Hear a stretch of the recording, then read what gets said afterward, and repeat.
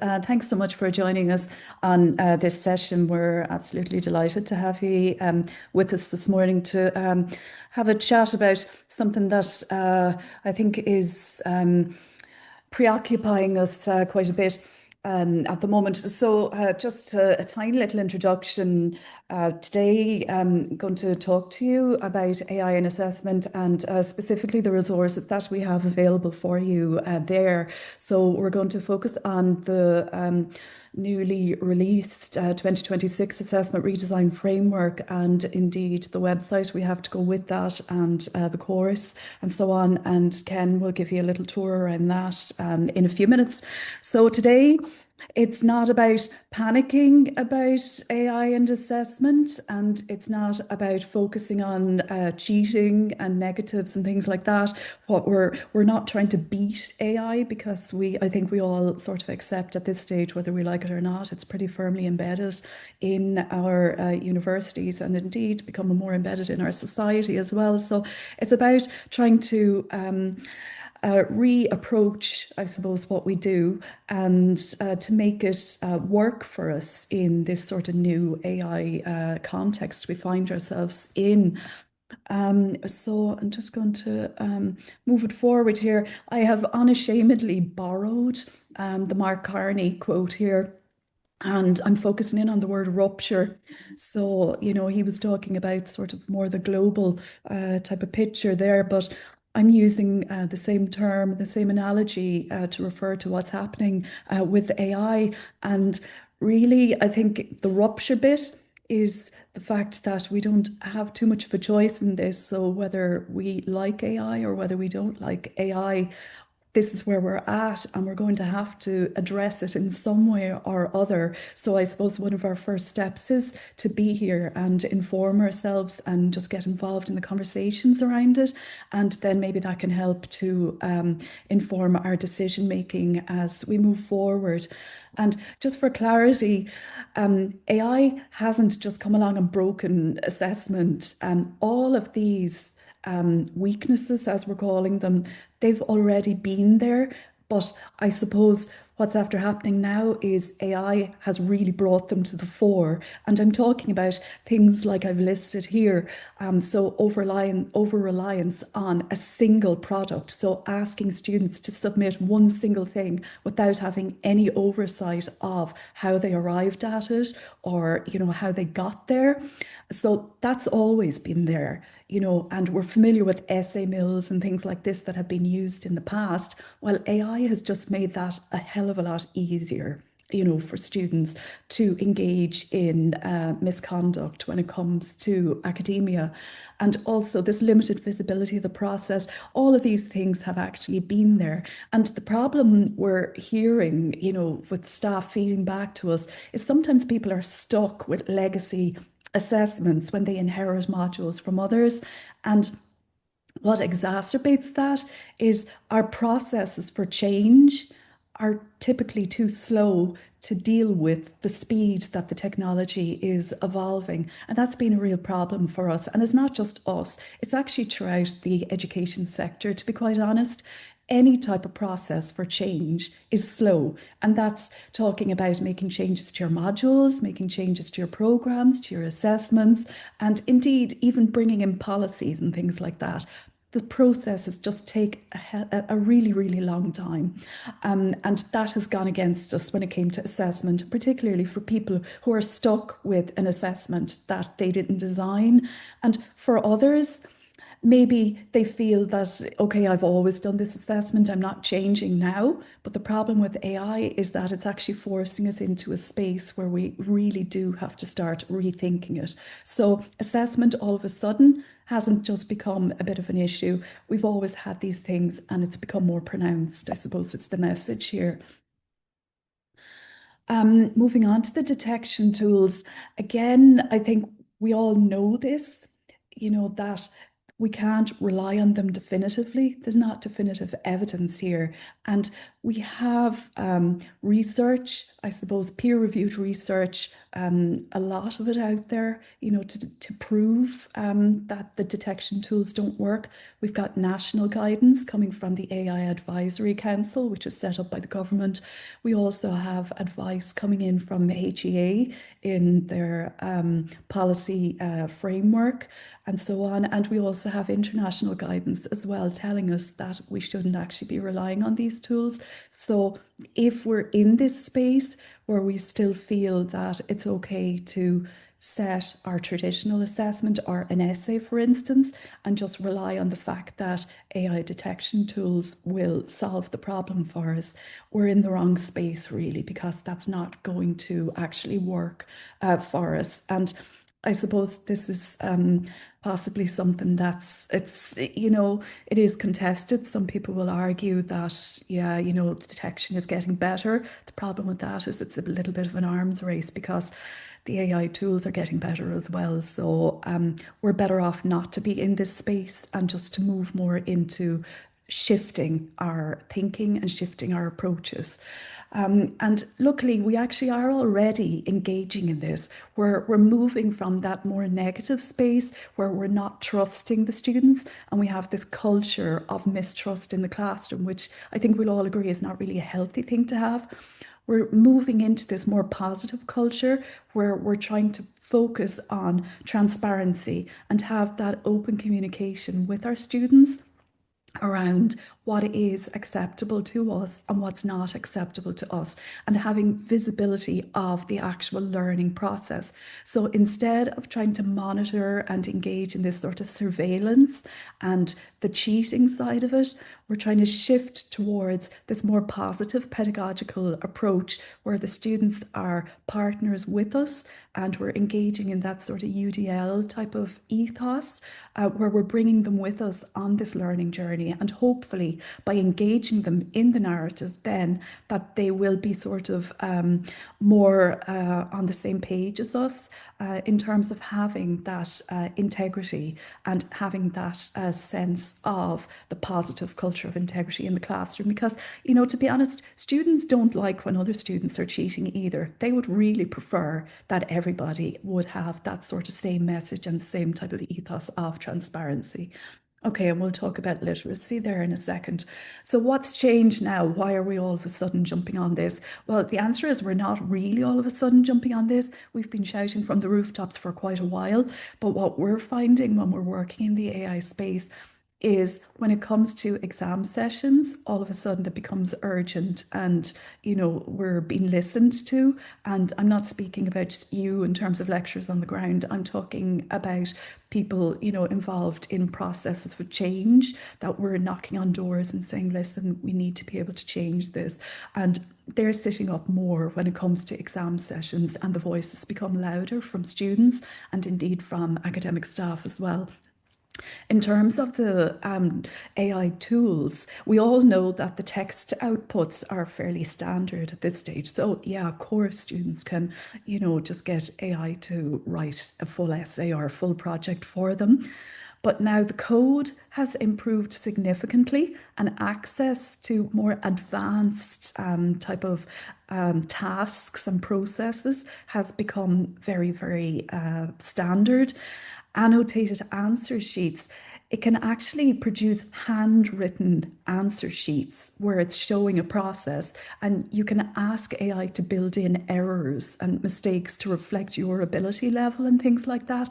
They're the things that I find quite worrying, is that it's able to replicate the profile of a specific type of a student, profile of a student, and then create annotated answers. That's worrying to me.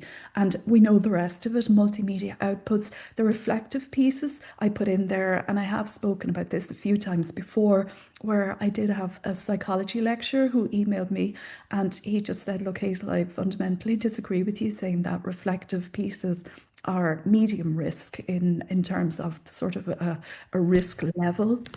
about assessments, and his rationale was it's a personal experience. You know, how can AI replicate this? So I just put in a prompt into ChatGPT and I put in a profile. I said, I'm a psychology student. I've been studying addiction studies. I come from a bit of a challenging background where I have personal experience of this, and I find it very triggering in class when this is mentioned and that is mentioned.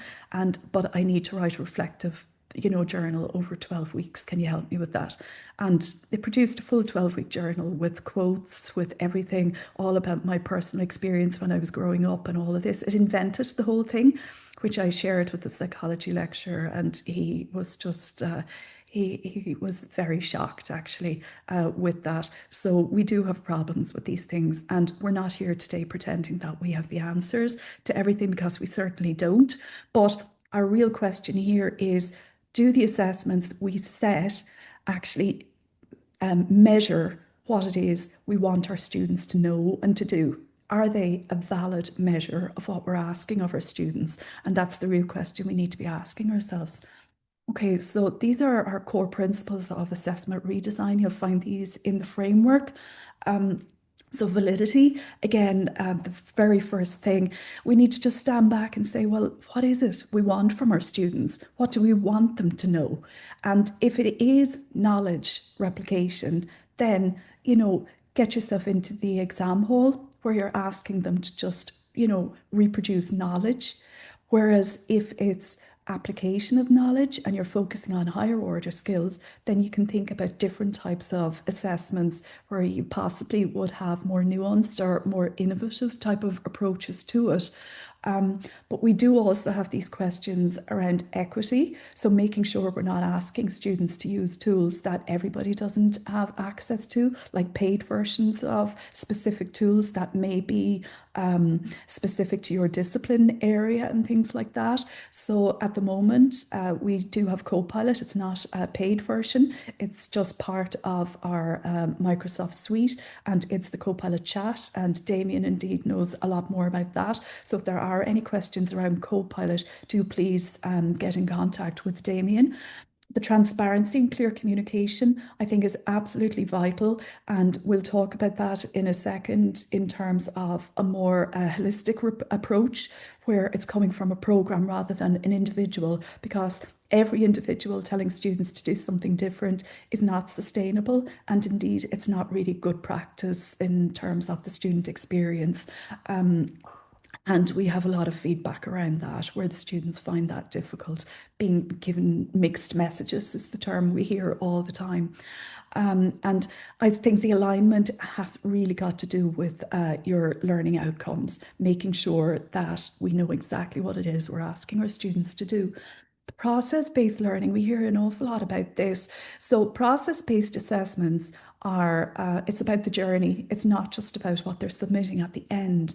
And these are types of assessments that we could use when we're focusing on the process. You'll note I have reflective journals at the top there, and I put that there purposely because I did want to just sort of talk to you a little bit more about it.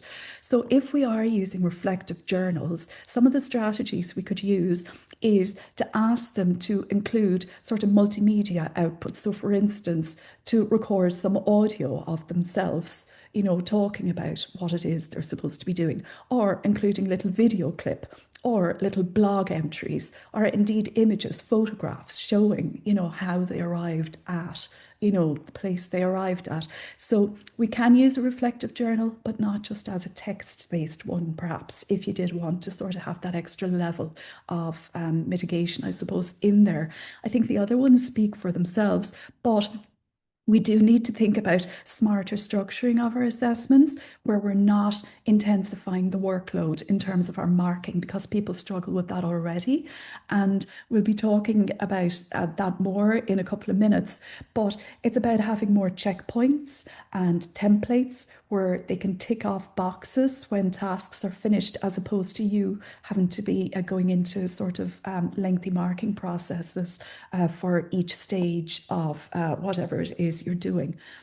And you can see here the benefits at the other side. I don't really need to go through all of those, but ultimately we're leading towards the higher order thinking skills. We're leading towards students having a better awareness of their learning journey as opposed to just a single product. And we're focusing on that culture of transparency. You've heard this term thrown around quite a lot, so I just want to clarify what I mean when I'm talking about AI literacy. So, AI literacy is not just about knowing how AI works, as in the sort of technological side of it. It's not just about using tools, being able to use specific tools. It's also about the ethical side of it, the criticality, and the human side of it as well. And what I mean by that is knowing where the human fits into the learning process, because the use of AI is absolutely not appropriate in every circumstance. And sometimes people think, oh, we're the AI people who want everyone to use AI all the time. We certainly don't. What we're saying to you is there are lots of circumstances where AI absolutely should not be used, and it's very, very valid for you to have a rationale as to why you are not using AI. But the only thing about that, the caveat is your assessment has to support that decision. So if you decide my students are not using AI for a very, very valid reason, you cannot then decide that you're setting an essay as the assessment, because that does not support a decision not to use AI. So the human side of it as well is not only about how the human fits into the actual learning and the process, but it's also about the impact of AI on the human as well. And I think as staff members as well, that's very, very important that we can see colleagues who are stressed, who are very, very sort of under pressure, you know, in terms of feeling they have to use technology and so on. So we need to be mindful of those around us as well. So you can see here AI literacy. I've sort of listed different ideas here around AI literacy, but we're also espousing a mix of AI supported tasks and AI restricted tasks. And that's very, very valid to have those things.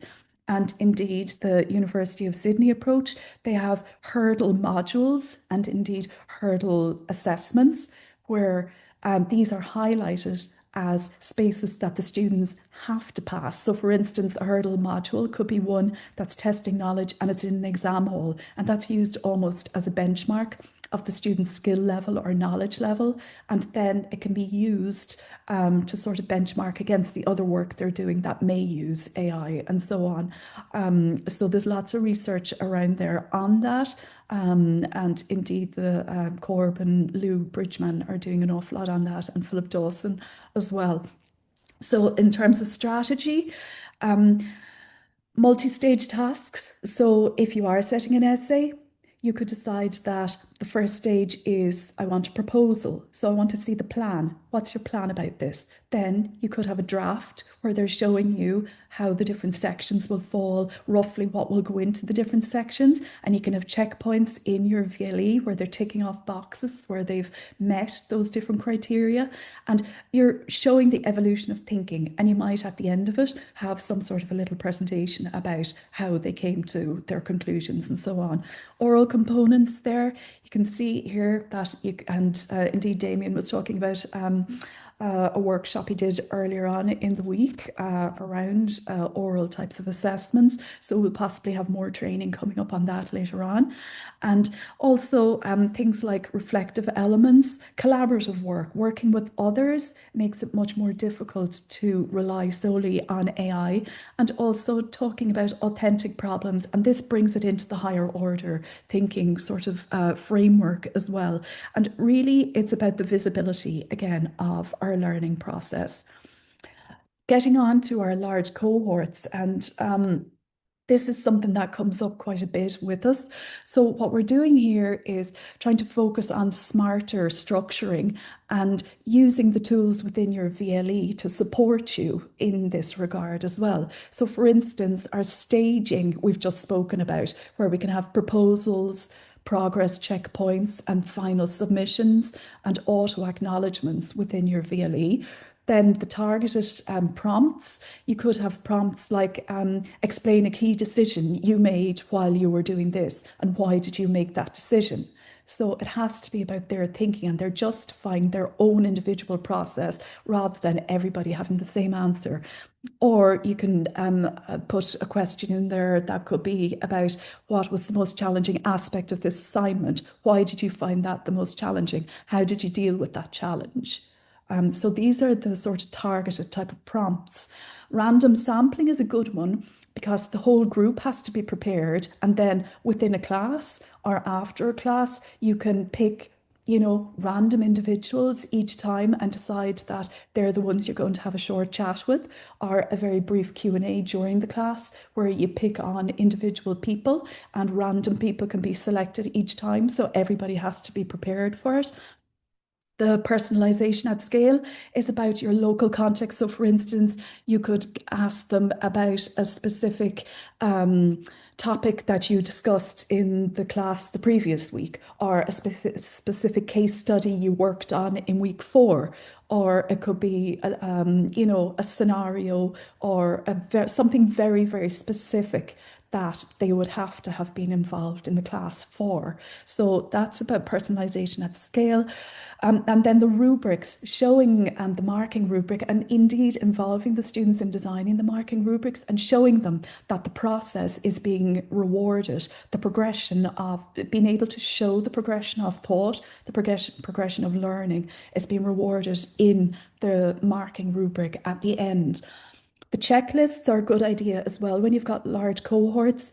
And this is about them ticking off themselves, different things that they've hit, or else peer assessment as well, where peers, like different people in the classrooms, have got these checklists in relation to the work that their fellow classmates are presenting and being able to tick off. So again, that's taking some of the workload off you. So very much bringing the students into the arena as partners here. I've briefly touched on this, and basically, if you don't want the students to use AI, and you may have very, very valid reasons for this, it could be a foundational module, could be something to do with external validation or professional skills, and so on. Just ask yourself if your assessment approach makes this enforceable, is what you need to ask yourself. And if you're finding you can't enforce a no AI rule, then think about having a supervised exam, whether it's exam hall or whether you're standing over them in the classroom. Just whatever your decision is, make sure that you can back it up, really, is what we're saying. And yes, it is valid to maintain supervised and live assessments. This one here is the Corbin Liu Dawson type of approach, where they talk about moving from the discursive control. Discursive is when you're giving students rules, saying you're not allowed to use AI. If you use AI, you're going to get 0%. AI is not allowed in my module. But the limitation is you're relying on the student actually complying with that without you really being able to enforce it unless you're in an exam hall or standing over them. Whereas what they argue for is a move from those traffic light sort of earlier models to this more structural design. So you're changing the whole approach to the assessment as we've been discussing. And this takes the limitation away and moves it into more of a benefit. And the benefit is that it builds more validity into the task itself. So this is Leon Furr's. I put it in here. It's a link in the presentation, so you can click on it yourself later on. But I'm gravitating down towards the learning without AI and learning against AI as well. So these are highlighted as valid ways of working with and without and against and pushing back and through. So using AI, critically evaluating AI outputs, learning without AI, pushing back against AI. So these are all valid ways of learning. So, bringing it together a little bit here then for you. Tips, make sure you start with your learning outcomes. And I would urge you when we're moving into programmatic review process later on this year, that we would try to be very mindful when we're designing our modules and indeed writing our learning outcomes, because often we have a very short amount of time to do these and then we're stuck with something for 5 years and we're thinking, why in the name of the Lord did I actually put that in there? To just try and think carefully about what you're doing here. And also just making sure that AI supports it. And if it doesn't support your learning outcomes, then just think about not using AI in that specific module and so on. Be very explicit about your communication with students and make sure with your assignment specifications that you've included exactly what is permissible and not. Have a balance across your modules, really about the higher order thinking skills and then the foundational knowledge ones. So it's healthy to have that mix using multifaceted formats where you've got lots of different assessment types and everybody is not just falling into the same type of assessment. So having a good spread of them that allows different students to bring their strengths to the fore. Process, we've spoken about that quite a bit already. Structured collaboration, and I'll talk about that more in our next slide, making sure our students are actually engaged in the dialogue, because if we have their buy-in, we're much more ensured of better engagement, and also we have a better chance of getting that whole culture of integrity in our classroom. The reason I was holding off on some of the other points there is really this needs to happen as at program level. It needs to be more holistic, because me deciding I'm going to change the world in my own little space is actually not really sustainable, and it's not also as impactful as it needs to be for many different reasons. Primarily the fact that it impacts negatively on the student experience if all of us are telling them to do something different. So we are pushing at university level for we have a new AI integration framework that we're pushing forward. It's gone past consultation level with heads of faculty already. So what we are looking for is to be able to audit our programs, have a look at the modules and isolate the ones where it's appropriate to use AI and the ones where it's not, and then bring it down to assessment level and pretty much do the same thing there. Have a look at the assessments and see exactly what we're doing. But ultimately, it means we will have a clear picture across our programs. We need to work together as teams when it comes to AI, so we all have a clear picture that I'm using it in my module.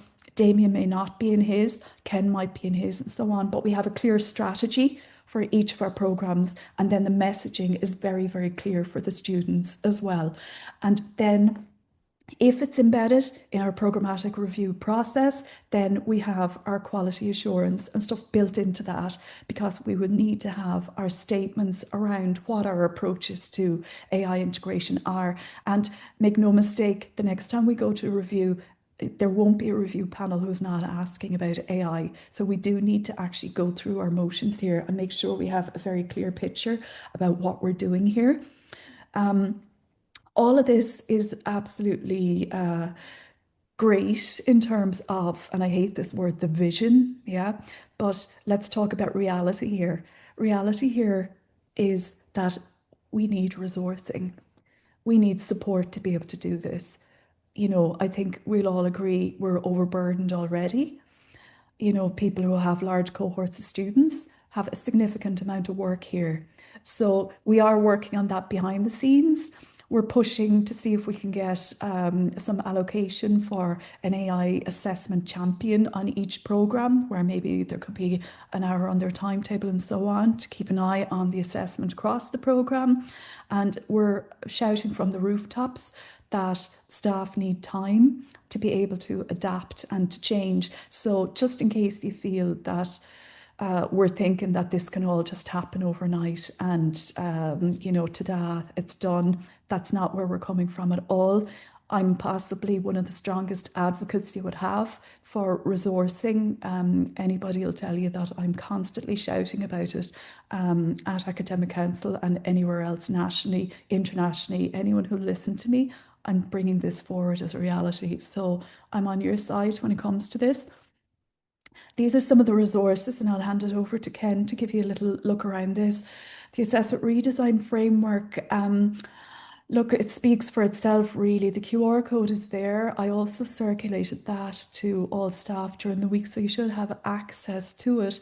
And the website Ken developed using Claude Code. He'll tell you about that himself in a minute. And there's a course there for staff as well. It takes about an hour to do the course. You can do it in your own time. We also have facilitation guides and things like that in there. The GenAI N3 National Hub is there as well.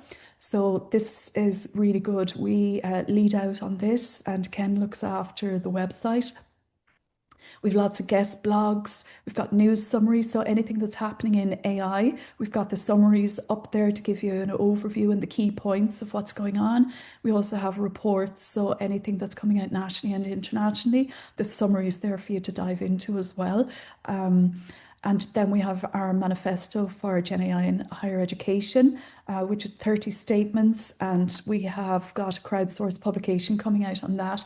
And indeed, some SETU people may be writing some of the contributions, the chapters for it. So that'll be available as an open resource. And just to say to you, any of the resources that we are producing are open, which means they're accessible to everybody and beyond SETU nationally and internationally, because we just feel that we're all in this same space together and we're trying to support each other so we can benefit from the resources that others build and they can benefit from ours and so on. So that's the end of the presentation. The QR code there will give you access to this presentation and all the resources in it. So if you want to scan that there, you can work away with it. And then I'm going to stop my share.